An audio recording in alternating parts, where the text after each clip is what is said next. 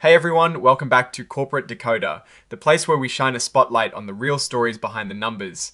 Today we're dissecting Rithm Acquisition Corp's latest annual report, and let me tell you, this filing has more twists and turns than a financial thriller. Before we dive deep, if you love getting clear, no nonsense insights from SEC filings, make sure you hit that subscribe button. And hey, we've got a fantastic community over on Discord discussing these very reports. Link is in the description below. Now, Rithm Acquisition Corp is a special purpose acquisition company, or SPAC, and their main goal right now is to find a company to merge with before a certain deadline, or they have to give investors their money back. Think of it as a blind date for corporations, and they have a ticking clock. Looking at their financials from November 2024 to September 2025, they reported a net income of over $5 million. Pretty good, right? But hold on, because this isn't your typical operating income.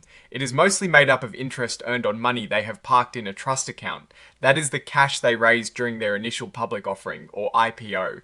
It is basically money waiting for a deal, earning a bit of interest along the way. This isn't profit from selling products or services because, well, they haven't really started doing that yet. On the balance sheet, they showed over $500,000 in cash, which is necessary to keep things running.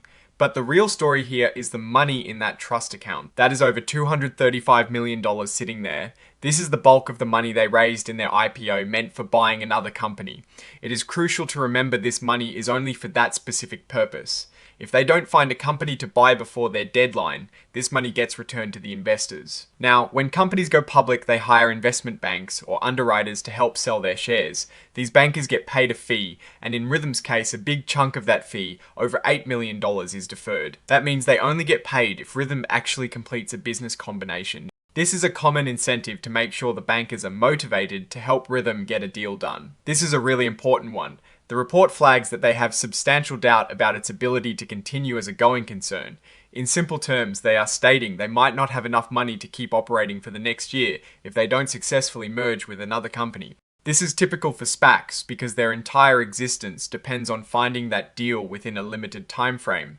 If they fail, they liquidate. This number highlights the core risk for investors. They've got 23 million shares that investors can choose to redeem for cash. The value is stated here as over $10 per share, which is close to what they paid. If many investors decide to redeem their shares, it could leave Rithm with less cash to actually buy a company. This redemptions feature is like a safety net for investors, but it can be a hurdle for the SPAC itself. This figure essentially represents the increase in the liability related to those redeemable shares. As time passes, the company has to account for the growing obligation to potentially pay back these shares at their redemption value.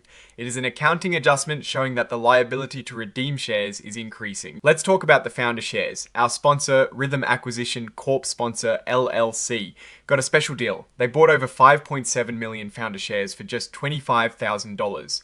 That is less than half a cent per share.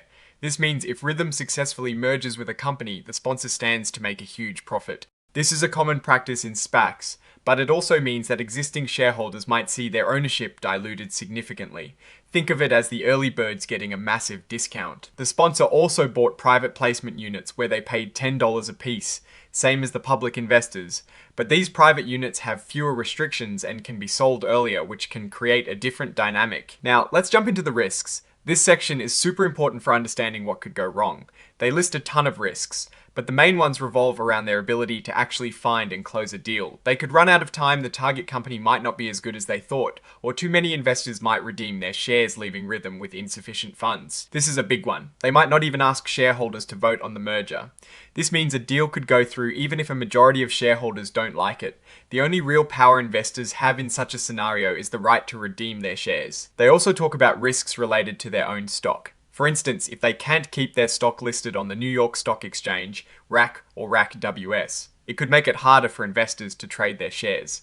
They also mention the possibility of their warrants becoming worthless, which is bad news for anyone holding those. Because the sponsor holds a significant chunk of the voting power, mainly through the founder shares, they can heavily influence any shareholder vote.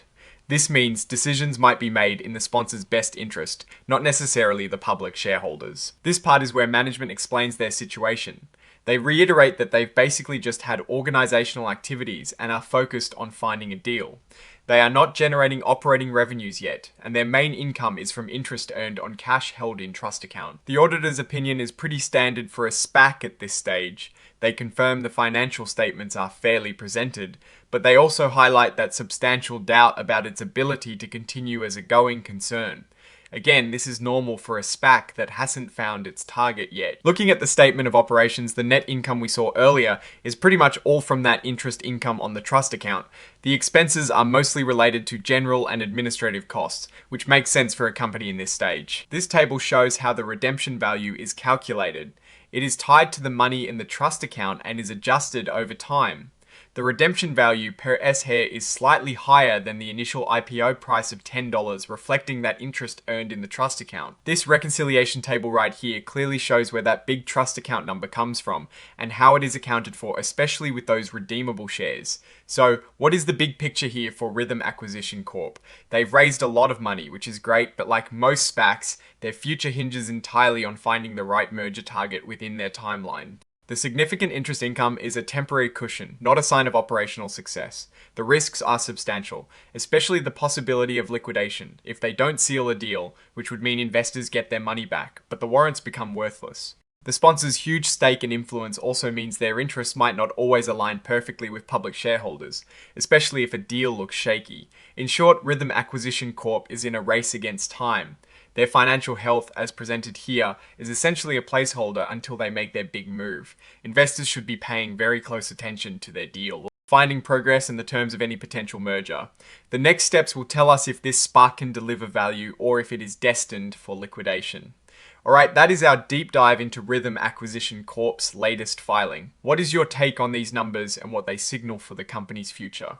Drop your thoughts in the comments if this analysis was valuable. Hitting that like button really helps us out, and subscribe for more straightforward breakdowns of corporate happenings. And hey, don't forget to join our growing community on Discord, linked in the description below. Thanks for watching, see you next time.